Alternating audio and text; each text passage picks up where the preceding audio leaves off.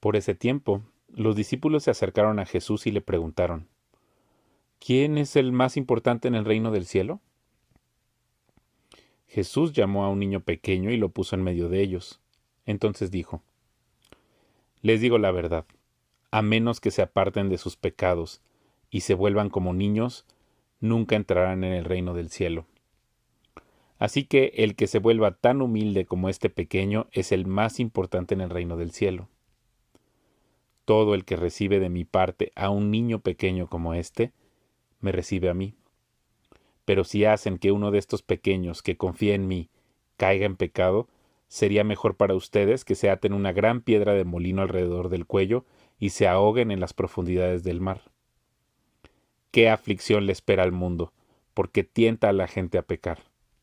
Las tentaciones son inevitables, pero ¿qué aflicción le espera al que provoca la tentación? Por lo tanto, si tu mano o tu pie te hace pecar, córtatelo y tíralo. Es preferible entrar en la vida eterna con una sola mano o un solo pie que ser arrojado al fuego eterno con las dos manos y los dos pies. Y si tu ojo te hace pecar, sácatelo y tíralo. Es preferible entrar en la vida eterna con un solo ojo que tener los dos ojos y ser arrojado al fuego del infierno. Cuidado con despreciar a cualquiera de estos pequeños. Les digo que en el cielo sus ángeles siempre están en la presencia de mi Padre Celestial. Si un hombre tiene 100 ovejas y una de ellas se extravía, ¿qué hará? ¿No dejará las otras 99 en las colinas y saldrá a buscar la perdida? Si la encuentra, les digo la verdad, se alegrará más por esa que por las 99 que no se extraviaron. De la misma manera, no es la voluntad de mi Padre Celestial que ni siquiera uno de estos pequeñitos perezca. Si un creyente peca contra ti, háblale en privado y hazle ver su falta. Si te escucha y confiesa el pecado, has recuperado a esa persona. Pero si no te hace caso, toma a uno o dos más contigo y vuelve a hablarle, para que los 2 o 3 testigos puedan confirmar todo lo que digas. Si aún así la persona se niega a escuchar, lleva el caso ante la iglesia. Luego, si la persona no acepta la decisión de la iglesia, trata a esa persona como un pagano o como un corrupto cobrador de impuestos. Les digo la verdad, todo lo que prohíban en la tierra será prohibido en el cielo, y todo lo que permitan en la tierra será permitido en el cielo. También les digo lo siguiente, si 2 de ustedes se ponen de acuerdo aquí en la tierra con respecto a cualquier cosa que pidan, mi Padre que está en el cielo la hará. Pues donde se reúnen 2 o 3 en mi nombre, yo estoy ahí entre ellos. Luego Pedro se le acercó y preguntó, Señor, ¿cuántas veces debo perdonar a alguien que peca contra mí? ¿7 veces? No 7 veces, respondió Jesús, sino 70 veces 7. Por lo tanto, el reino del cielo se puede comparar a un rey que decidió poner el día las cuentas con los siervos que habían pedido prestado dinero.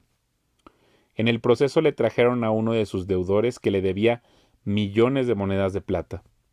No podía pagar, así que su amo ordenó que lo vendieran, junto con su esposa, sus hijos y todo lo que poseía para pagar la deuda. El hombre cayó de rodillas ante su amo y le suplicó, «Por favor, tenme paciencia y te lo pagaré todo». Entonces el amo sintió mucha lástima por él y lo liberó y le perdonó la deuda. Pero cuando el hombre salió de la presencia del rey, fue a buscar a un compañero, también siervo, que le debía unos pocos miles de monedas de plata. Lo tomó del cuello y le exigió que le pagara de inmediato. El compañero cayó de rodillas ante él y le rogó que le diera un poco más de tiempo. «Ten paciencia de conmigo y yo te pagaré», le suplicó. Pero el acreedor no estaba dispuesto a esperar. Hizo arrestar al hombre y lo puso en prisión hasta que pagara toda la deuda. Cuando algunos de los otros siervos vieron eso, se disgustaron mucho. Fueron ante el rey y le contaron todo lo que había sucedido. Entonces el rey llamó al hombre al que había perdonado y le dijo, «Siervo malvado, te perdoné esa tremenda deuda porque me lo rogaste. ¿No deberías haber tenido compasión de tu compañero así como yo tuve compasión de ti?» Entonces el rey, enojado, envió al hombre a la prisión para que lo torturaran hasta que pagara toda la deuda. Eso es lo que les hará mi Padre Celestial a ustedes si se niegan a perdonar de corazón a sus hermanos. Cuando Jesús terminó de decir esas cosas, salió de Galilea y descendió a la región de Judea, al oriente del río Jordán. Grandes multitudes lo siguieron, y él sanó a los enfermos. Unos fariseos se acercaron y trataron de tenderle una trampa con la siguiente pregunta: ¿se permite que un hombre se divorcie de su esposa por cualquier motivo? Jesús respondió: ¿no han leído las Escrituras? Ahí está escrito que desde el principio Dios los hizo hombre y mujer. Y agregó: esto explica por qué el hombre deja a su padre y a su madre y se une a su esposa, y los dos se convierten en uno solo. Como ya no son dos, sino uno, que nadie separe lo que Dios ha unido. Entonces preguntaron: ¿por qué dice Moisés en la ley que un hombre podría darle a su esposa un aviso de divorcio por escrito y despedirla? Jesús contestó: Moisés permitió el divorcio solo como una concesión ante la dureza del corazón de ustedes, pero no fue la intención original de Dios. Y les digo lo siguiente: el que se divorcia de su esposa y se casa con otra, comete adulterio, a menos que la esposa le haya sido infiel. Entonces los discípulos le dijeron: si así son las cosas, será mejor no casarse. No todos pueden aceptar esta palabra, dijo Jesús, solo aquellos que reciben la ayuda de Dios. Algunos nacen como eunucos, a otros los hacen eunucos, y otros optan por no casarse por amor al reino del cielo. El que pueda, que lo acepte. Cierto día, algunos padres llevaron a sus niños a Jesús para que pusiera sus manos sobre ellos y orara por ellos. Pero los discípulos regañaron a los padres por molestar a Jesús. Pero Jesús les dijo: dejen que los niños vengan a mí, no los detengan, pues el reino del cielo pertenece a los que son como estos niños. Entonces les puso las manos sobre la cabeza y los bendijo antes de irse. Alguien se acercó a Jesús con la siguiente pregunta: Maestro, ¿qué buena acción tengo que hacer para tener la vida eterna? ¿Por qué me preguntas a mí sobre lo que es bueno? Respondió Jesús. Solo hay uno que es bueno, pero para contestar a tu pregunta, si deseas recibir la vida eterna, cumple los mandamientos. ¿Cuáles?, preguntó el hombre. Y Jesús le contestó: no cometas asesinato, no cometas adulterio, no robes, no des falso testimonio, honra a tu padre y a tu madre, ama a tu prójimo como a ti mismo. He obedecido todos esos mandamientos, respondió el joven. ¿Qué más debo hacer? Jesús le dijo: si deseas ser perfecto, anda, vende todas tus posesiones y entrega el dinero a los pobres, y tendrás tesoro en el cielo. Después, ven y sígueme. Cuando el joven escuchó lo que Jesús le dijo, se fue triste porque tenía muchas posesiones. Entonces Jesús dijo a sus discípulos: les digo la verdad, es muy difícil que una persona rica entre en el reino del cielo. Lo repito, es más fácil que un camello pase por el ojo de una aguja que un rico entre en el reino de Dios. Los discípulos quedaron atónitos. Entonces, ¿quién podrá ser salvo?, preguntaron. Jesús los miró y les dijo: humanamente hablando es imposible, pero para Dios todo es posible. Entonces Pedro le dijo: nosotros hemos dejado todo para seguirte, ¿qué recibiremos a cambio? Jesús contestó: les aseguro que cuando el mundo se renueve y el Hijo del Hombre se siente sobre su trono glorioso, ustedes que han sido mis seguidores también se sentarán en 12 tronos para juzgar a las 12 tribus de Israel. Y todo el que haya dejado casas, o hermanos, o hermanas, o padre, o madre, o hijos, o bienes por mi causa, recibirá 100 veces más a cambio y heredará la vida eterna. Pero muchos que ahora son los más importantes, en ese día serán los menos importantes, y aquellos que ahora parecen menos importantes, en ese día serán los más importantes. El reino del cielo es como un propietario que salió temprano por la mañana con el fin de contratar trabajadores para su viñedo. Acordó pagar el salario normal de un día de trabajo y los envió a trabajar. A las 9 de la mañana, cuando pasaba por la plaza, vio a algunas personas que estaban ahí sin hacer nada. Entonces las contrató y les dijo que, al final del día, les pagaría lo que fuera justo. Así que fueron a trabajar al viñedo. El propietario hizo lo mismo al mediodía y a las 3 de la tarde.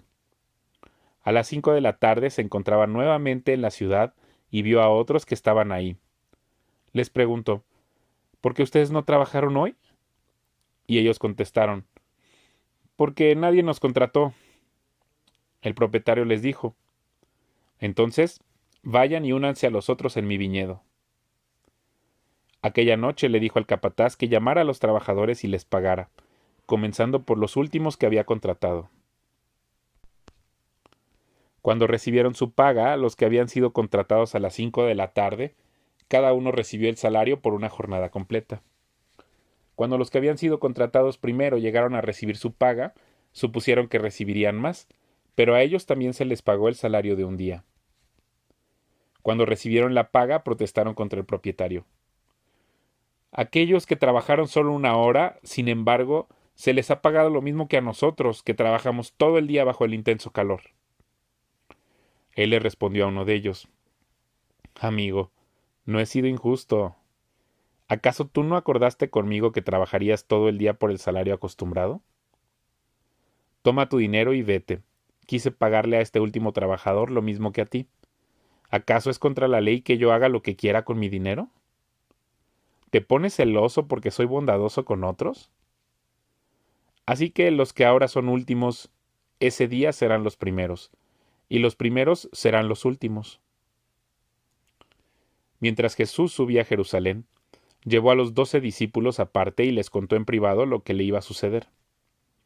Escuchen, les dijo, subimos a Jerusalén, donde el Hijo del Hombre será traicionado y entregado a los principales sacerdotes y a los maestros de la ley religiosa. Lo condenarán a muerte. Luego lo entregarán a los romanos para que se burlen de él, lo azoten con un látigo y lo crucifiquen, pero al tercer día se levantará de los muertos. Entonces la madre de Santiago y de Juan, hijos de Zebedeo, se acercó con sus hijos a Jesús. Se arrodilló respetuosamente para pedirle un favor. ¿Cuál es tu petición?, le preguntó Jesús. La mujer contestó, te pido por favor que permitas que en tu reino mis 2 hijos se sienten en lugares de honor a tu lado, uno a tu derecha y el otro a tu izquierda. Jesús les respondió, no saben lo que piden. ¿Acaso pueden beber de la copa amarga de sufrimiento que yo estoy a punto de beber? Claro que sí, contestaron ellos, podemos. Jesús les dijo, es cierto, beberán de mi copa amarga, pero no me corresponde a mí decir quién se sentará a mi derecha o a mi izquierda. Mi Padre preparó esos lugares para quienes Él ha escogido. Cuando los otros 10 discípulos oyeron lo que Santiago y Juan habían pedido, se indignaron. Así que Jesús los reunió a todos y les dijo, ustedes saben que los gobernantes de este mundo tratan a su pueblo con prepotencia y los funcionarios hacen alarde de su autoridad frente a los súbditos. Pero entre ustedes será diferente. El que quiera ser líder entre ustedes deberá ser sirviente, y el que quiera ser el primero entre ustedes deberá convertirse en esclavo. Pues ni aun el Hijo del Hombre vino para que le sirvan, sino para servir a otros y para dar su vida en rescate por muchos. Mientras Jesús y sus discípulos salían de la ciudad de Jericó, una gran multitud los seguía. 2 hombres ciegos estaban sentados junto al camino. Cuando oyeron que Jesús venía en dirección a ellos, comenzaron a gritar, Señor, Hijo de David, ten compasión de nosotros. ¡Cállense!, les gritó la multitud. Sin embargo, los 2 ciegos gritaban aún más fuerte, Señor, Hijo de David, ten compasión de nosotros. Cuando Jesús los oyó, se detuvo y los llamó. ¿Qué quieren que haga por ustedes? Señor, dijeron, queremos ver. Jesús se compadeció de ellos y les tocó los ojos. Al instante pudieron ver. Luego lo siguieron.